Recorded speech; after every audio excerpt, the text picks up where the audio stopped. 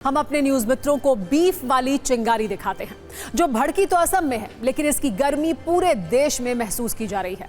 और अब इसकी आंच पर सियासी रोटियां सेकने वाला खेल भी शुरू हो गया है। और अब बात बीफ से निकलकर हिंदू मुसलमान तक पहुंच चुकी है, क्योंकि असम में बीजेपी की सरकार है, मुख्यमंत्री हिमंत बिस्वा शर्मा है। इसीलिए विपक्ष का आरोप यह है कि बीफ बैन वाले आदेश के जरिए असम की सरकार वहां रहने वाले मुसलमानों को निशाना बनाएगी। इस पर आज असम से दिल्ली तक कैसे धर्म क्लेश हुआ, हम आपको इसकी वीडियो कुंजी दिखाएंगे। लेकिन पहले ये समझ लेते हैं हिमंत सरकार ने बुधवार को बीफ पर ऐसा क्या कह दिया जिस पर सत्ता का बड़ा क्लेश हो गया है। और अब बहुत सारे नेता अलादीन के चिराग की तरह इस फैसले को रगड़ कर इसमें से मजहबी चिंगारियां निकालने में जुट गए हैं। दरअसल असम सरकार के नए आदेश के अनुसार पूरे राज्य में सार्वजनिक स्थानों पर गौमांस खाने पर रोक लगा दी गई है। इस फैसले में यह भी कहा गया है कि अब असम के किसी भी होटल, रेस्टोरेंट या पब्लिक प्लेस पर गोमांस नहीं बिकेगा। इसके अलावा शादियों या फिर पार्टियों में भी बीफ परोसे जाने पर पाबंदी लगा दी गई है। हालांकि नोट करने वाली बात यह है कि यह पाबंदी सिर्फ पब्लिक प्लेस के लिए है। अगर कोई घर में बैठकर बीफ खाना चाहे तो खा सकता है। हालांकि असम में पहले से मंदिरों के 5 किलोमीटर के दायरे में गोमांस पर पाबंदी थी, लेकिन अब इस दायरे को असम की हिमंत सरकार ने बढ़ा दिया है। हमारे असम में हमें गो हत्या को निश्चित करने के लिए कानून लाया थे। ये 3 साल हो गया, उससे हमें काफी सफलता मिला हूं। लेकिन अभी आगे जाके हम ये निर्णय किया हूं कि असम में गोमांस कोई भी रेस्टोरेंट और होटल में सर्व नहीं होगा, और साथ में कोई पब्लिक फंक्शन में भी या पब्लिक प्लेस में भी ये सर्व नहीं किया जाएगा। सो ये हमने कंप्लीटली होटल, रेस्टोरेंट और पब्लिक प्लेस में बीफ को हमें कंजम्पशन ऑफ बीफ, मांस को खाना हमने आज से बंद करने का निर्णय लिया। वैसे असम में गोमांस को लेकर कई कड़ी पाबंदियां पहले से थी, लेकिन तब इतना क्लेश नहीं हुआ था जैसे अभी हो रहा है। असम में 3 साल पहले गोमांस को लेकर एक कानून बना था जिसका नाम है असम मवेशी संरक्षण अधिनियम 2021। इस कानून में पब्लिक प्लेस पर गोमांस खाने पर तो कोई रोक नहीं थी, लेकिन हिंदू, जैन और सिख बहुल क्षेत्रों में गोमांस बैन था। साथ ही ये भी कहा गया था कि मंदिर और मठ के 5 किलोमीटर के दायरे में गोमांस पूरी तरह प्रतिबंधित रहेगा, और अगर कोई इस आदेश का उल्लंघन करते हुए मिला तो उसे 3 से लेकर 8 साल तक की जेल हो सकती है। अब सवाल यह है कि जब गोमांस को लेकर असम में एक कानून पहले से था, तो इस नए बीफ बैन वाले आदेश का क्या मतलब है, और इसे असम के मुख्यमंत्री हिमंत बिस्वा शर्मा ने अचानक क्यों लॉन्च किया? तो इस फैसले की जड़ में है असम की सामगुरी विधानसभा सीट, जहां नवंबर में उपचुनाव हुए थे। सामगुरी को वो सीट है जहां 25 साल तक कांग्रेस का गढ़ रहा, लेकिन इस बार यहां से बीजेपी की जीत हुई। इस हार को कांग्रेस पचा नहीं पाई, और कांग्रेस के सांसद रकीबुल हुसैन ने यह दावा किया कि यहां बीजेपी ने वोटरों को लुभाने के लिए बीफ बंटवाया था। कांग्रेस सांसद के इस बयान को हिमंत बिस्वा शर्मा ने चैलेंज की तरह लिया और कहा, अगर कांग्रेस बीफ पर बैन लगाने की वकालत करे तो वो पूरे राज्य में इस पर बैन लगा देंगे। और इसी के कुछ दिन बाद हिमंत सरकार ने पूरे असम में सार्वजनिक रूप से बीफ खाने पर पूर्ण प्रतिबंध लगा दिया। इस फैसले से विपक्ष बहुत भड़का हुआ है और बीजेपी पर सवालों वाले कटाक्ष कर रहा है।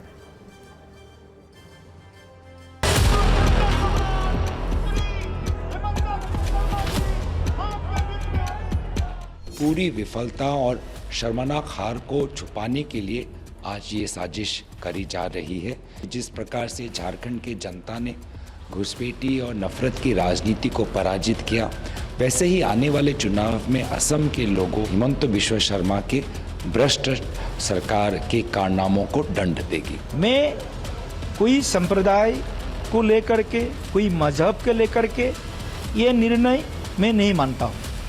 मैं ये निर्णय भारत के सनातन संस्कृति के अनुकूल मानता हूँ। असम में लगाया है तो गोवा में क्यों नहीं लगाया? नॉर्थ ईस्ट में क्यों नहीं लगाया? अरुणाचल, हाँ, नागालैंड, मिजोरम, मणिपुर, यहाँ आपकी सरकारें है, आपने वहाँ क्यों नहीं बीफ बैन किया? ये सारे फसाद के जड़ नेहरू है। नेहरू अगर भारत के अंदर ये गौ हत्या पर प्रतिबंध लगा दिए होते तो आज ये दुर्दशा नहीं होती।